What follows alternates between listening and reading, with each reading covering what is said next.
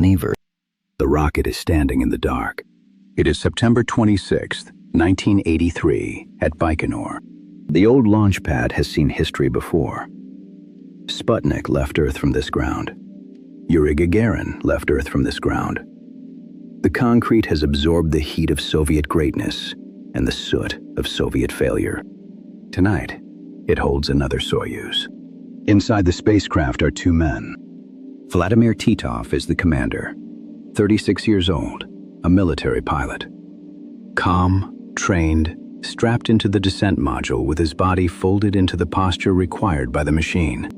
Beside him is Gennady Strekalov, the flight engineer, 42 years old, an engineer from Energia. He knows the spacecraft as hardware rather than myth. He knows what valves do when they work. He knows what happens when they do something else. Their call sign is Okean, ocean. A strange name for two men sitting on top of a vertical bomb in the Kazakh steppe. The mission is supposed to carry them to Salyut 7, the Soviet space station orbiting above Earth. The station needs crew. The program needs recovery. Earlier attempts have been troubled. Soviet spaceflight by 1983 is no longer the thunderclap of Gagarin. It is older now. It has routines. It has habits. It has a bureaucracy with launch schedules tucked under its arm. That can be more dangerous than a new machine.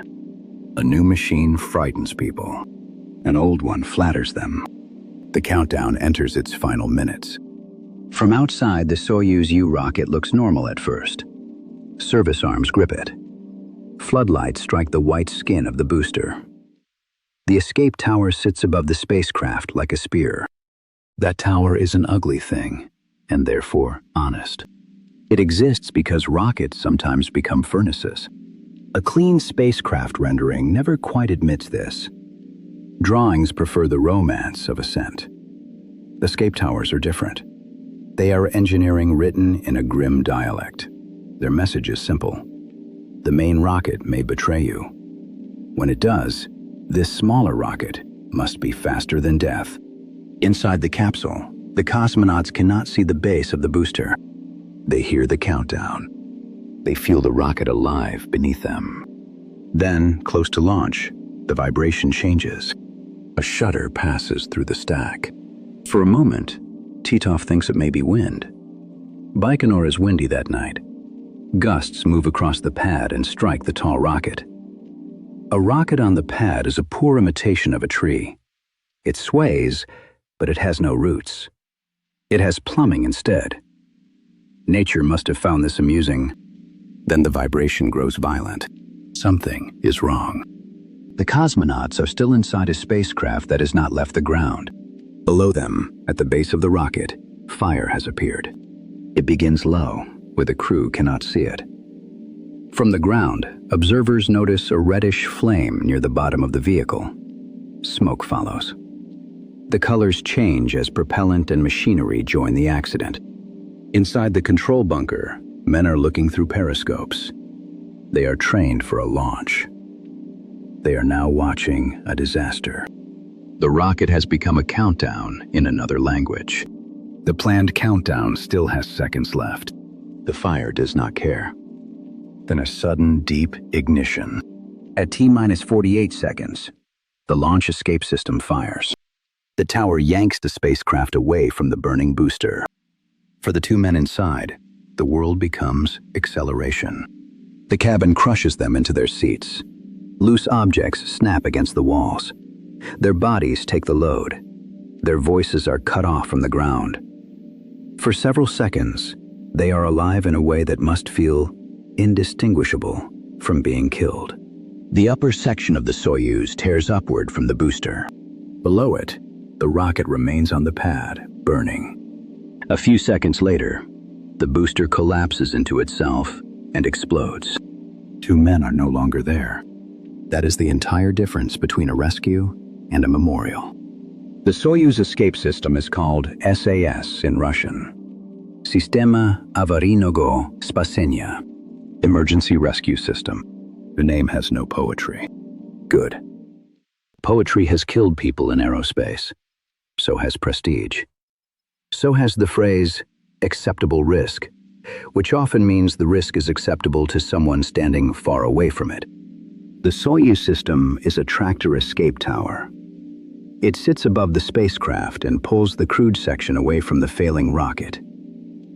American spacecraft use similar towers during Mercury and Apollo. The principle is blunt. A small solid motor fires with great force. It drags the capsule away from the main booster before the booster can explode or fall apart around the crew. The Soyuz version is more complicated in shape because the spacecraft is more complicated in shape. A Soyuz spacecraft has a descent module where the crew sits during launch and landing. It has an orbital module ahead of that. It has a service module behind it. During a pad abort, the whole spacecraft does not leave as one neat object. The system takes the crewed portion away under the protective fairing. The service module stays behind with the rocket. This matters because the service module contains equipment that would become dead weight in an abort. It also sits closest to the failing booster. The escape system has no interest in saving elegance. It saves the people. The solid motors burn for only a few seconds. That is enough. A launch escape system lives in the province of fractions. A delay that sounds tiny at a dinner table can become fatal on a pad. 4 seconds can be generous. 6 seconds can be a lifetime. 1 second can be the distance between a capsule under parachute and a crater with paperwork. After the tower pulls the crewed section away, the sequence continues. The fairing separates. The descent module comes free. Parachutes deploy. Before touchdown, small landing rockets fire beneath the capsule to soften impact. It is still a rough arrival. Soyuz has never confused survival with comfort. It brings men home the way a blacksmith sets down a hammer. For Titov and Strekalov, the machine works.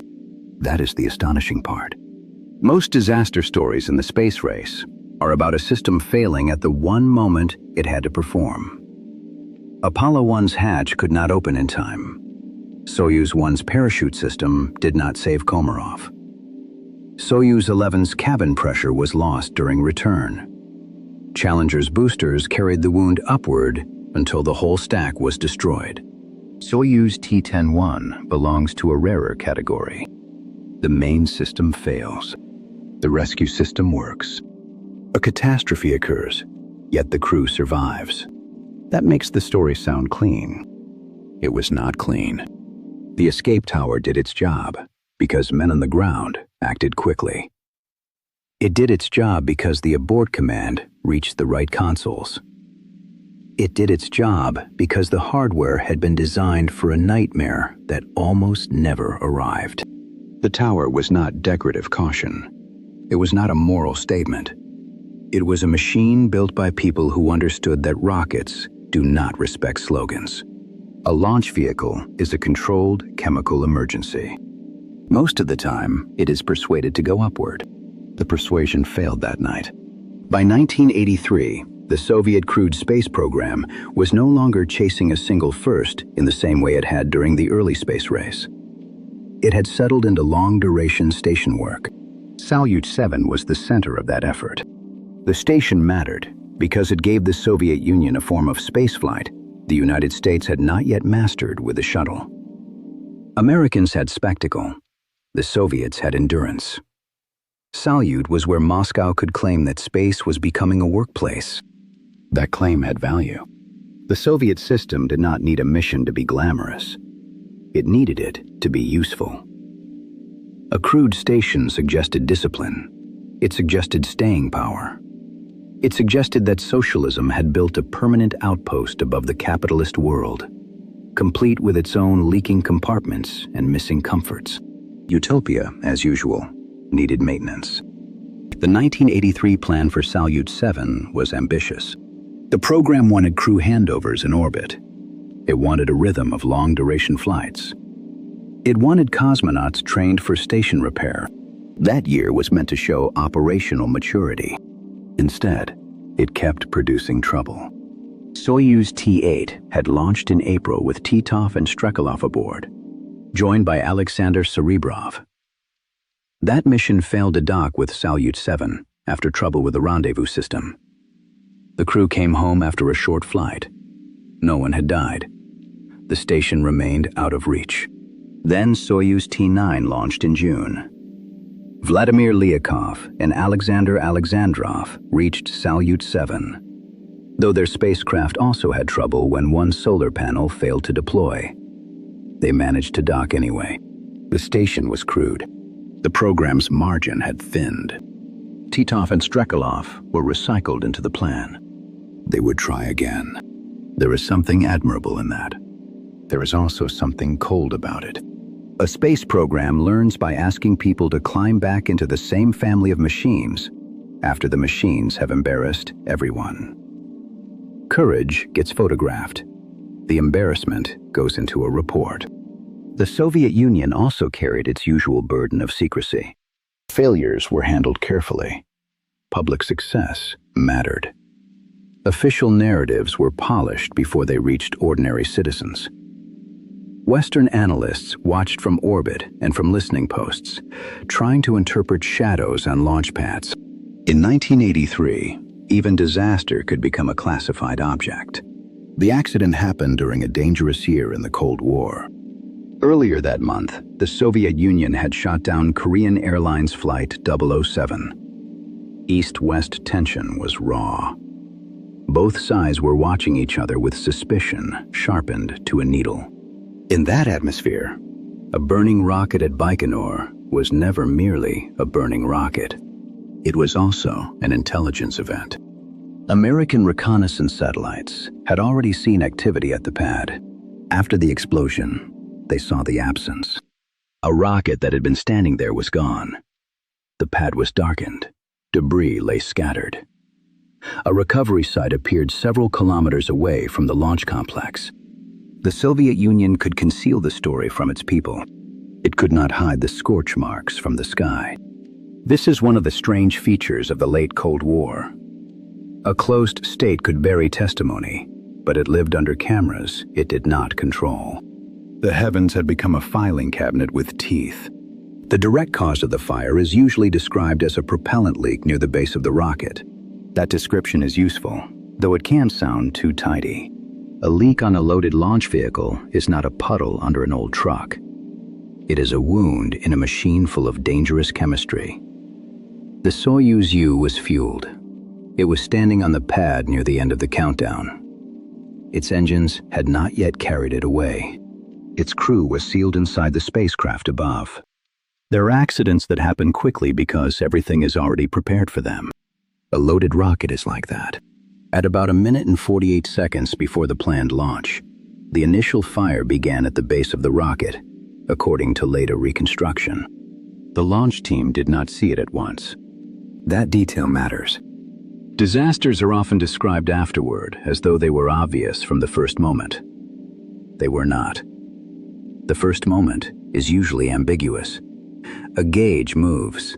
A flame appears where flame should not be. A sound enters the room wearing the mask of another sound. The men in the bunker were following the standard command sequence. They had launched Soyuz rockets before. The rocket was supposed to ignite soon. The boundary between a normal launch environment and an abnormal fire is not always clean from a bunker periscope. Then the fire became visible. A flame rose around the lower portion of the vehicle. Smoke followed. Observers saw the fire climb. At that point, Alexei Shumilin and Alexander Soldatenkov had to make a decision. Shumilin was responsible for launch operations on the customer side. Soldatenkov represented the organization that built the rocket. Both men were in the bunker. Both were looking at the vehicle. Both understood what fire meant when the crew was still sitting on top. The escape system could be triggered by ground command. That command was guarded against accidental activation. A false abort could destroy an expensive mission, damage hardware, and disgrace officials. The Soviet system had made sure one nervous man could not casually fire the tower. Sensible enough. A space program with no safeguards becomes a piano dropped down a stairwell. The safeguard required more than one command. The code word for this launch was Dnestr. Shumelin used the phone and gave the abort order. Soldatenkov did the same. At the Saturn command station, roughly 30 kilometers away, two junior officers waited in separate rooms. They could not see each other. Each had to press a button within the allowed interval. Senior Lieutenant M.G. Shevchenko pressed his. Lieutenant A.V. Mocholov pressed his. One account says the second button came with 1 second left in the window. That is the hinge of the story. 1 second. The kind of second that does not deserve a paragraph until men survive because of it. The command went through. At T-minus 48 seconds, the SAS fired. Inside the Soyuz, Titov and Strekalov were thrown into the abort. The tower motor burned for about 4 seconds.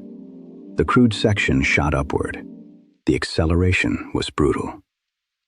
Later accounts differ on the exact load the men felt. The figures range high enough to make the body protest. Titov later gave one number. Other reconstructions give another. The precise value matters to physicians. For the story, the essence is simpler. Two men were crushed hard into their seats and lived. Communications failed at the worst possible moment. From the ground, Vladimir Solovyev, serving as the crew communicator, called out that the SAS was working. The crew responded, but their microphones were not active to the ground. The men below did not know whether Titov and Strekalov were conscious. They did not know whether the abort had injured them. They did not know whether the parachute sequence would work. The tower had bought distance. It had not yet bought certainty. Below them, the booster was burning through its last seconds as a recognizable machine. The escape system carried the upper section to roughly 900 meters. The descent module separated. Its parachute opened. Then the main rocket collapsed and exploded. The order of those events is the whole case file. Tower. Separation. Parachute. Explosion. Had the order changed by a few seconds, this episode would have a different title and a colder ending. The descent module came down several kilometers from the pad.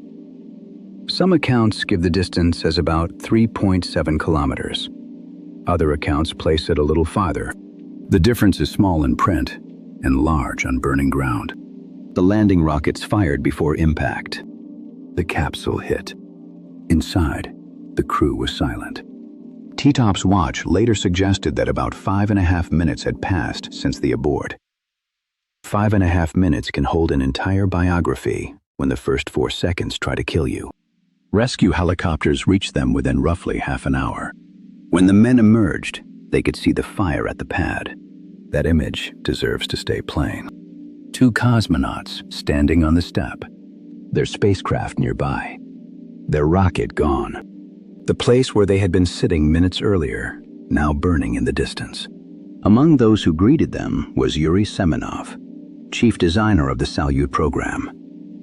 He worried the crew might have broken bones.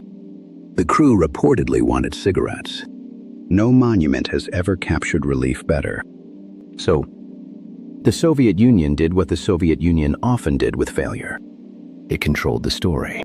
The accident did not appear instantly as a full public account. Western knowledge came through a mixture of leaks, inference, and reconnaissance. American analysts had seen the rocket before launch. They later saw the damaged pad. They saw signs of spacecraft recovery away from the pad. From overhead, the accident left geometry. A darkened flame bucket, lowered service arms, debris. A recovery area several kilometers away. The spacecraft had survived. The pad had not. A Soviet admission eventually came, but the first information in the West was fragmentary. The Washington Post reported that cosmonauts were safe after a Soviet rocket had exploded on the pad. Details arrived slowly. Soviet secrecy made every fact walk through fog with a limp.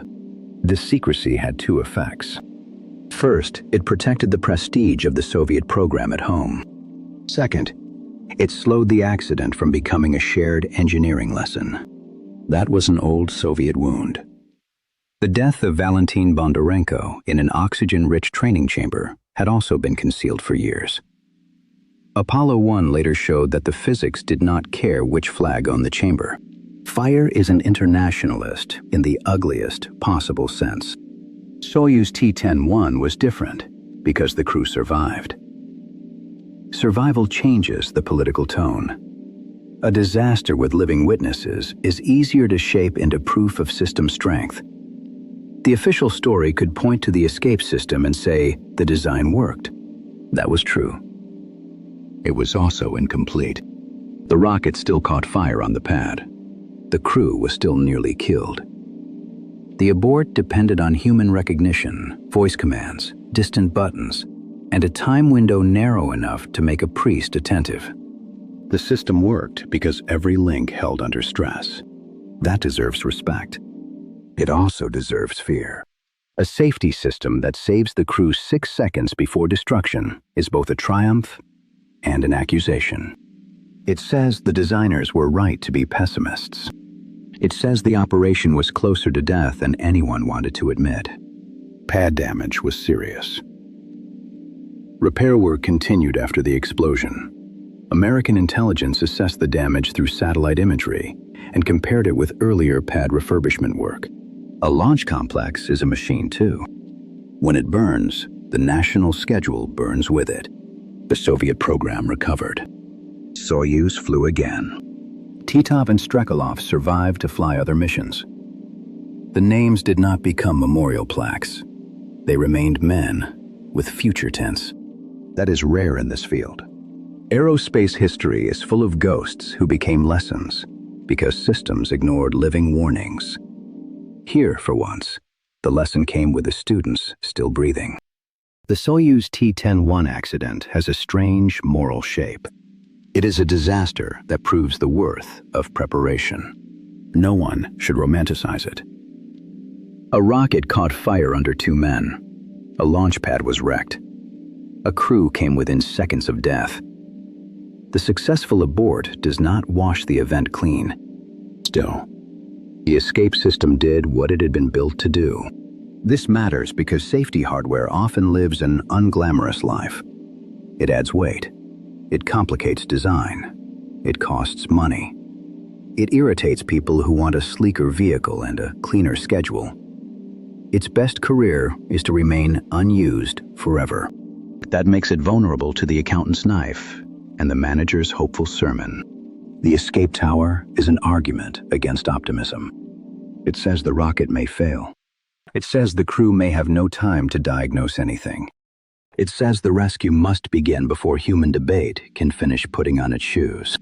On Soyuz T-10-1, the system was not fully automatic in the way a modern observer might expect.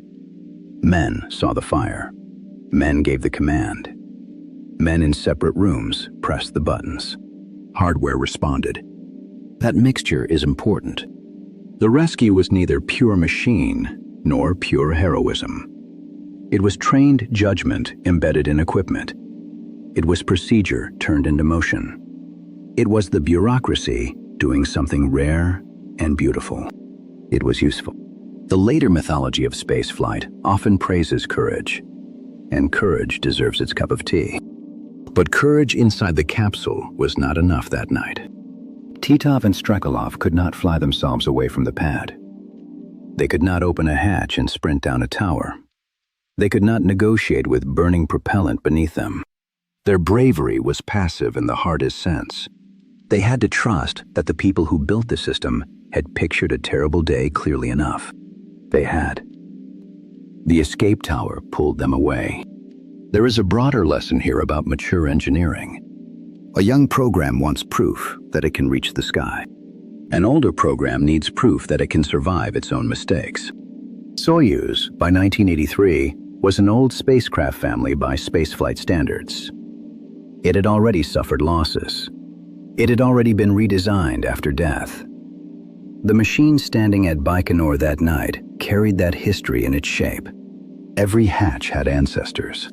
Every separation sequence had ancestors. Every abort rule had ancestors. Some were documents. Some were funerals. This is why the story does not belong in the same drawer as Lucky Escapes. Luck was present. Luck always attends rockets, usually smoking near the fence. But the rescue was not Luck alone. The tower existed. The command path existed. The crew seats held. The parachute opened. The landing system fired. The recovery teams found the capsule. Each piece had to act in order. The chain of failure met a chain of rescue. For once, rescue was faster. The space race gave the world majesty. It gave us orbital stations. It gave us lunar footprints. It gave us photographs of Earth hanging in the black. It also gave us men waiting in sealed cabins while unseen fires moved through machinery below them. Soyuz T-10-1 is one of the few dark stories from that era where the final image is not a grave. It is a burned pad. It is a descent module on the step. It is two cosmonauts asking for cigarettes after the state nearly turned them into smoke. Soviet. Somewhere in the wreckage, the logic of the escape tower remains. It was never meant to be beautiful. It was meant to be ugly enough to tell the truth. And on one night at Baikonur, 6 seconds before the rocket destroyed itself, the truth lit its motor and flew.